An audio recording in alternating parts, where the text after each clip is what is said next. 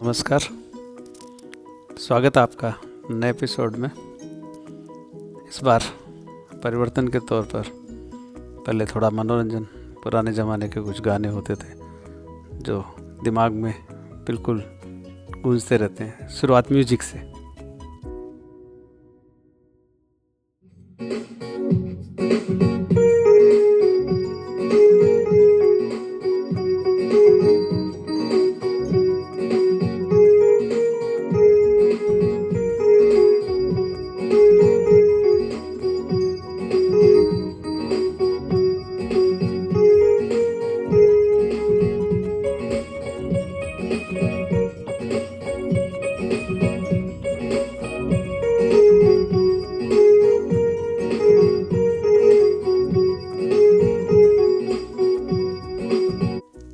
संगीत के बाद बात पुराने ज़माने की। आज मैं बात करना चाहूँगा बोर्ड के एग्ज़ाम के बारे में। जो पुराने बोर्ड के एग्ज़ाम होते थे और उनका भय व्याप्त होता था, भय बोर्ड परीक्षा का। इंसान की सबसे ख़राब आदत होती है अपने से छोटे में भय व्याप्त करना। हम जब तीसरी चौथी कक्षा में पढ़ते थे तो हमसे वरिष्ठ छात्र जो 9वीं या 10वीं में थे वो हमें रोज़ ही डराया करते थे कि अभी वाली परीक्षा तो बच्चों तुम आसानी से टॉप कर लोगे, तुम्हारी असली परीक्षा तो तब होगी बच्चों जब तुम 10वीं में बोर्ड की परीक्षा में बैठोगे। हमें बोर्ड का कुछ पता होता नहीं था और हम एक ही बोर्ड के बारे में उस ज़माने में जानते थे और वह था श्याम रंग का ब्लैक बोर्ड जिस पर हमारे गुरुजन सफ़ेद खड़िया से लिखकर हमें पढ़ाया करते थे। डराने वाली बात मन में अधिक गहराई तक जाती है और ज़्यादा असरकारक भी होती है। साथ ही वह बात लंबे समय तक चित्त में घुसी भी रहती है, आसानी से इसे दिमाग से निकाला भी नहीं जा सकता। दिन में 5-7 बार यही डर दिमाग में कौंधता रहता है कि बोर्ड की परीक्षा में हमारा क्या होगा। जैसे जैसे साल दर साल अगली कक्षा में पहुंचते गए, बोर्ड का भूत कुछ ज़्यादा ही ताकतवर हो हमारे पीछे लगा रहा और अधिक सताने लगा। कक्षा में टॉप करने की खुशी धूमिल हो जाती थी भविष्य की बोर्ड परीक्षा के भय के कारण। बचपन में मन में बैठा डर अधिकतर जीत ही जाता है। 9वीं कक्षा में विषय का चुनाव करना होता था और विज्ञान विषय के साथ बोर्ड की पहली सीढ़ी पर हमने डरते डरते कदम रख ही दिया। सीनियर्स की बात रोज़ दिमाग में आ ही जाती थी, बोर्ड की परीक्षा दोगे तो पता चलेगा बच्चों। हमने भी साथ साथ निश्चय कर लिया कि हम भी कोई कमतर नहीं है और बोर्ड की परीक्षा में प्रथम श्रेणी से सफल होकर ही दिखलाएंगे। शुरुआत के दिनों में ही हमने टाइम टेबल बनाया जिसमें हर एक मिनट के सदुपयोग का विशेष ध्यान रखा गया। सुबह 6 बजे उठने से लेकर रात 10 बजे तक सोने का हर विषय और व्यायाम को शामिल करके इस तरह बनाया कि आज के IIM और MBA वाले भी मात खा जाएं। मगर उसकी पालना में कोताही भी उसी दिन से शुरू कर दी जाती थी जिस दिन हम टाइम टेबल बनाते हैं। हकीकत के धरातल पर खेल के मिनट घंटों में और पढ़ाई के घंटे मिनटों में परिवर्तित हो गए। क्रिकेट खेलने और कमेंट्री सुनने का शौक किसी भी टाइम टेबल की धज्जियाँ उड़ाने के लिए पर्याप्त था। इसके अलावा भी मेले, शादी ब्याह, मृत्यु भोज, बरसात, आंधी, मदारी का खेल, कठपुतली, गिल्ली डंडा, कंचे, रामलीला, नाटक, VCR पर धर्मशाला में फिल्म, दूरदर्शन पर चित्रहार, रविवार की फिल्म, मेहमान का आना आदि सैकड़ों अन्य कारण भी होते थे जो हमारे को टाइम टेबल के अनुसार चलने के कर्तव्य से बड़ी ही आसानी से भटका देते थे। बिजली में वोल्टेज की समस्या रहती और 220 की जगह मुश्किल से 20 वोल्ट की बिजली सप्लाई होती जिसमें बल्ब का फिलामेंट एक अगरबत्ती की तरह जलता और उतनी ही रोशनी देता, तो हम कम रोशनी का बहाना मिलने से खुश आराम से चद्दर तान कर सो जाते थे। कई बार टाइम टेबल बनाते और फाड़ देते। 9वीं कक्षा में रो पीट कर पास हो गए तो मन को पक्का लगने लगा कि बोर्ड में अपने तो पास होने के भी लाले पड़ने वाले हैं। नई कक्षा, नया टाइम टेबल पर ढाक के वही 3 बात। स्कूल से आकर निश्चय करके पढ़ने बैठते, इतने में कोई आकर बोलता है कि चल चिजारों के मोहल्ले से मैच, और हम जैसे चुंबक के पास लोहा खींचा चला जाता है। बोर्ड भूल कर चप्पल हाथ में ले धीरे धीरे छुप के निकलते ताकि घर वालों को कानों कान खबर ही ना हो। ऐसे ही सुल्ताना डाकू का नाटक किताबों से अधिक मन को मोहने वाला लगता और किताबें फेंक निकल लेते चुपके से नाटक देखने।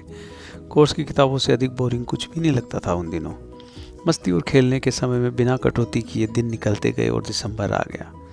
अब लगने लगा कि बोर्ड तो आने ही वाले हैं, तो घर वालों से पैसे लेकर सभी विषयों की विनोद पासबुक खरीद लाए ताकि कम समय में पूरा कोर्स हो जाए, और वह भी बोर्ड के पुराने पेपर्स हल करते हुए। फटाफट इंस्टेंट पढ़ाई के लिए होती थी पासबुक। कुंजी और पासबुक से पढ़ने वालों को बड़ी ही हेय दृष्टि से देखा जाता था उन दिनों। जैसे तैसे रो पीट कर कोर्स पूरा करने में जुटे, मगर फिर भी खेलना जारी रखा। घर वालों को पूरा विश्वास था हमारे रंग ढंग देख कर कि हम बोर्ड में सारे विषयों में ही अनुत्तीर्ण होने वाले हैं। रोज़ हमें घर का कोई ना कोई सदस्य कड़क आवाज़ में हमारे बोर्ड के भावी खराब परीक्षा परिणाम के बारे में चेतावनी दे ही देता था, मगर हमारे पर उसका कुछ खास असर नहीं पड़ता था। शाम को लालटेन का गोला साफ करके पूरी तैयारी के साथ पढ़ने बैठते, मगर नींद हमारे दृढ़ निश्चय पर भारी पड़ती और हम कुछ मिनटों में ही गहरी निद्रा में पहुंच जाते और घर वाले आकर लालटेन बुझाते। इतने में ही फरवरी का महीना आ गया। फरवरी में प्रैक्टिकल होने होते। विज्ञान विषय का एक फ़ायदा जरूर होता था कि प्रायोगिक परीक्षा में परीक्षक हमारे विद्यालय के गुरुजी ही होते थे और बाहर से नहीं आते थे, इसलिए फेल होने की कतई चिंता नहीं थी। तीनों प्रैक्टिकल से निपट कर अब थ्योरी की तैयारी में जुटना था। प्रिपरेशन लीव हो जाती थी और हमारे लिए सिद्धांत सिर्फ और सिर्फ पढ़ने का और कोई काम नहीं था, मगर मन को कंट्रोल करना आसान नहीं होता। मन बार बार अपनी इच्छा मनवा ही लेता, चाहे उसकी इच्छा के खिलाफ दिमाग कितने भी तर्क क्यों न दे। बोर्ड से पहले हम अधिक धार्मिक हो जाते। सुबह नहाकर हनुमान चालीसा पढ़ते। नियमित रूप से खेड़ापति बालाजी के मंदिर भी सायंकाल घूमने के साथ हो आते। बोर्ड के डर के मारे ही शायद ऐसा करते थे। अधिकतर बोर्ड की परीक्षा 17 मार्च के आसपास पड़ने वाले गुरुवार से शुरू होती। उसके बहुत पहले हमने अगरबत्ती लाकर रख ली थी। लगता था कि बोर्ड में पढ़ाई से ज़्यादा भगवानी अब तो काम आने वाले हैं। प्रथम परीक्षा के रोज़ सुबह 5 बजे अलार्म से उठ थोड़ा रिवीजन करना, आकर हनुमान चालीसा पढ़ अगरबत्ती करके बड़े ही डरे डरे विद्यालय पहुँचे। घर वालों की हिदायतें मन में रिवाइज की, जैसे रोल नंबर ध्यान से लिखने हैं, जेब में कोई कागज़ हाथ नहीं ले जाना, सारे प्रश्न हल करने इत्यादि। हम खुशकिस्मत थे कि हमारे कस्बे में बोर्ड का सेंटर था, नहीं तो आसपास के गांव वाले बच्चे अपने गांव से रोज़ाना सुबह सुबह आते या किराए पर कमरा लेकर बोर्ड की परीक्षा देते। घंटी बजने के साथ ही प्रश्न पत्र बांटे जाते। शुरू के आधे घंटे में सफ़ेद रंग वाला न्यू टाइप पेपर हल करना होता, जिसमें MCQ होते थे, और अगले 2 घंटे में मुख्य प्रश्न पत्र। पढ़ाई लंबा चौड़ा सा और गहरे पीले रंग का उच्च स्तर की छपाई का नमूना होता था मुख्य प्रश्न पत्र। कॉपी पर श्री लिखकर उत्तर लिखना शुरू करते। जल्दी एक एक करके पेपर निपटने लगे। बीच परीक्षा की होली का व्यवधान आया। बड़ी असमंजस वाली स्थिति हो गई। न तो होली खेल पा रहे हैं और न ही पढ़ ही पा रहे हैं। गुस्सा आता, पता नहीं क्यों बीच परीक्षा की ही आ जाती होली। एक एक करके सारे पेपर हो गए और उस दिन हमें लगा कि जैसे किसी कैद से हम आज़ाद हो गए हों। हमारे गांव के गढ़, जिसे महल कह सकते हैं, उसमें वीडियो पर उस दिन राज कपूर की फिल्म प्रेम रोग दिखाई जा रही थी, जिसके गाने अत्यंत लोकप्रिय थे और हम हर जगह उन कैसेट पे बजते हुए सुना करते थे। हम 10-15 सहपाठी 2 रुपये प्रति टिकट में फिल्म देखने गए। आगे पूरे 2.5 माह की छुट्टियां थी। बोर्ड पहले हायर सेकेंडरी के परिणाम घोषित करता, जो मई के आखिरी सप्ताह में आते। पहले विज्ञान विषय और फिर वाणिज्य और आखिर में कला वर्ग के परिणाम जारी होते। जैसे 11वीं कला का परिणाम आया, हमारी दुगदुगी शुरू हो गई कि अगला परिणाम हमारा ही आने वाला है।